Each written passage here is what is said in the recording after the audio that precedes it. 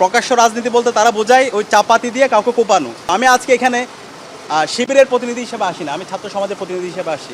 Ultimately আমরা ছাত্র দলের যদি রাজনীতি দেখি, আলটিমেটলি তারা নতুন কোনো বয়ান হাজির করতে পারে না। ওই আগের ফেসিবাদী যে রাজনীতি, সেই রাজনীতি আমরা তাদের দেখতে পাচ্ছি। শিক্ষার্থীরা যে নতুন রাজনীতি চাই, সেই রাজনীতি তারা বিনির্মাণ করতে পারে না। এখন তারা আদর্শিকভাবে তারা আমাদেরকে মোকাবেলা করতে না পেরে তারা এই ধরনের বিভিন্ন ধরনের ট্যাগিং ফ্রেমিং করছে, এবং যে শব্দ দ্বারা এখানে ফ্রেমিং করা হচ্ছে, আলটিমেটলি এটা দ্বারা কিন্তু সূত্রপাত হয় নাই। ওইখানে জুলাইয়ের কিছু গ্রাফিতি করা হয়েছিল এবং আধিপত্যবাদী আগ্রাসনের বিরুদ্ধে আমরা কিছু পোস্টার করেছিলাম, এবং পরবর্তীতে তাদের একজন এসে এখানে গুপ্ত লিখেছিল, এবং এটাকে আমরা কিন্তু অ্যাপ্রিসিয়েট করেছি। না, তোমার মতামতের স্বাধীনতা আমরা নিশ্চিত করতে চাই। যিনি সিটি কলেজের সভাপতি, সেই ছবি তুলে এবং ওখানে যে বানান ভুল করেছে সেটা সে লিখে বলেছে, এটাকে অ্যাপ্রিসিয়েট করেছে, করতে পারে। কিন্তু পরবর্তীতে এটাকে ইস্যু করে তারা হামলার পর আবার বহিরাগত নিয়ে এসে রামদা নিয়ে, চাপাতি নিয়ে কোপানো এবং পায়ের গোড়ালিকে বিচ্ছিন্ন করে দেওয়া, সেটা আমরা দেখতে পেয়েছি।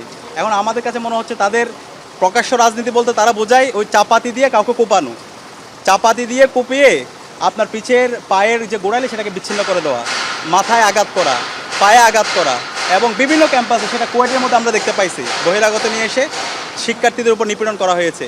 আপনারা দেখতে পেয়েছেন ময়মনসিংহ মেডিকেলে কিছুদিন আগে যখন পুলিশ হেফাজতে নিয়ে যাচ্ছে দুজন ছাত্রকে, তাদের দুই গ্রুপের মধ্যে সংঘর্ষ, পরবর্তীতে তার উপর ন্যাক্কারজনক হামলা হয়েছে। আমরা ঢাকা পলিটেকনিকে দেখতে পেয়েছি ছাত্রদলের সন্ত্রাসীরা এইভাবে হামলা করেছে। 90-এর পরবর্তী যেভাবে সারা দেশে এই যে শিক্ষার্থীদের উপর হামলা মামলা, এই যে আপনার পেশী শক্তির রাজনীতি, সেই রাজনীতি এখন তারা আবার ফিরে নিয়ে আসতে চায়।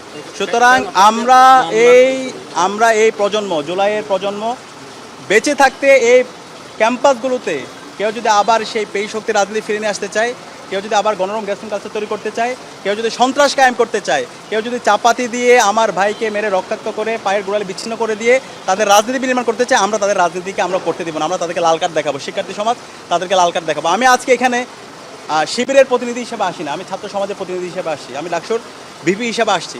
এই ধরনের সন্ত্রাস ক্যাম্পাসে বন্ধ করতে হবে, এটা মাননীয় প্রধানমন্ত্রী তারেক জিয়াকে নির্দেশ দিতে হবে সুস্পষ্টভাবে। যিনি হচ্ছেন স্বরাষ্ট্রমন্ত্রী আছে, তাকে নির্দেশ দিতে হবে এই সন্ত্রাস চলবে না। ক্যাম্পাসে শিক্ষার্থীরা আছে পড়াশোনা করার জন্য, শিক্ষার পরিবেশ নিশ্চিত করার জন্য। সুতরাং এই ক্যাম্পাসে আপনি প্রকাশ্য রাজনীতির নামে চাপাতি নিয়ে ঘুরবেন, রামদা নিয়ে ঘুরবেন, হকিস্টিক স্টাফ নিয়ে আপনি হামলা করবেন শিক্ষার্থীদের, এবং হামলার পরে এর ধরনের এই যে ছবি, মনে করবেন আপনি হামলা করবেন, চাপাতি নিয়ে ঘুরবেন, তারপর আপনি দায় মুক্তি পেয়ে যাবেন, এটা কিন্তু হবে না।